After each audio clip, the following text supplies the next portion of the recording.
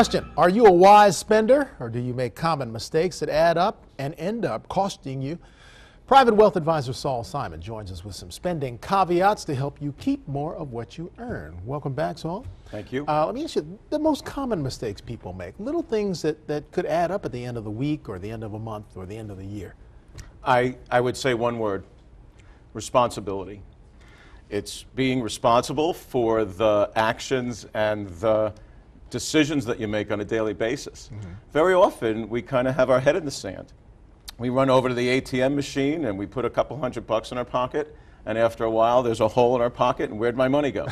And that goes for spending money, not having it, putting money on that plastic credit card, which at exorbitant interest rates, it takes a long time to get money and pay for it. You know, that's an interesting, it's one thing to use cash, but using credit, because it's so easy, perhaps a lot of people don't think about the ramifications down the road. Yeah, I mean, I get angry when I see credit card institutions charging 12 and 15 and 18% interest rates. Wow. When banking institutions are paying us, 10 cents, I mean, like no money, just like, 1% or not even 1%.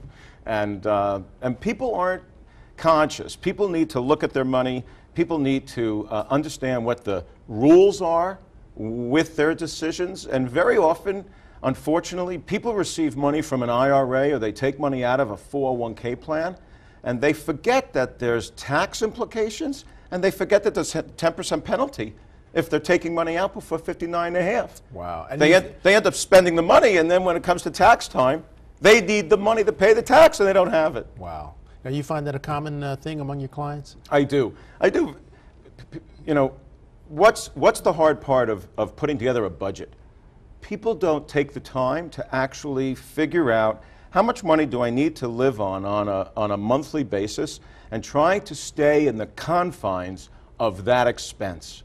And if we aren't paying attention, if we're not being responsible, that's a problem. But that's not fun. It's not fun. You have money, it's supposed to be fun. You don't want to take time to make a budget.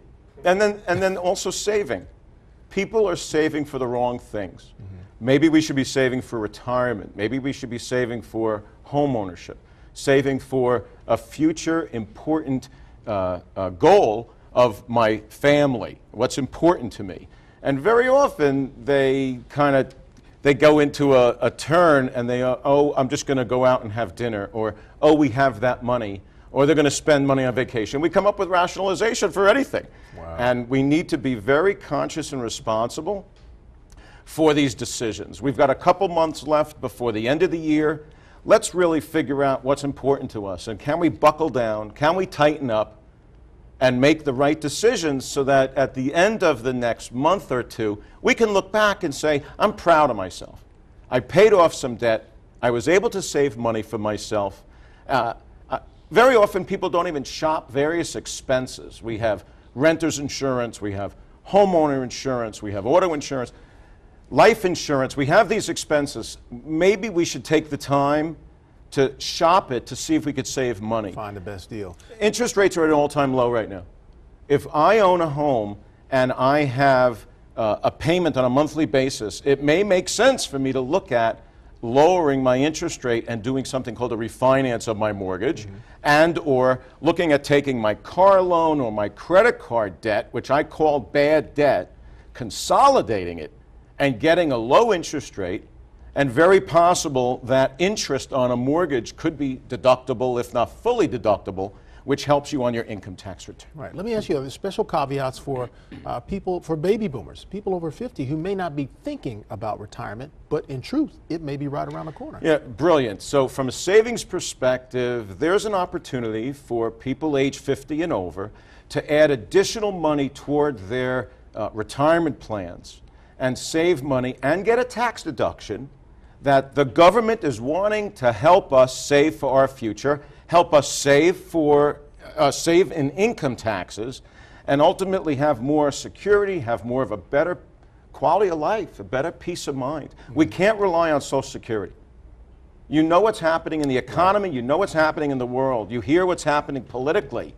We need to be more responsible for ourselves, because it's going to be very confronting when politics or various decisions are made that can cause us to have to dip into our pocket more and be that much more responsible.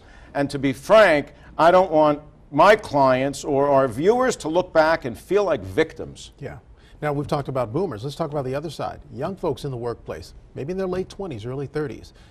Never too early to start putting some money away. You know, if you go on the computer and you look at the opportunity to save money on a weekly, monthly basis today, you could save and accumulate that much more money by starting early, by realizing where should I save money, how should I save money, how should I invest that money, than actually waiting 10 years.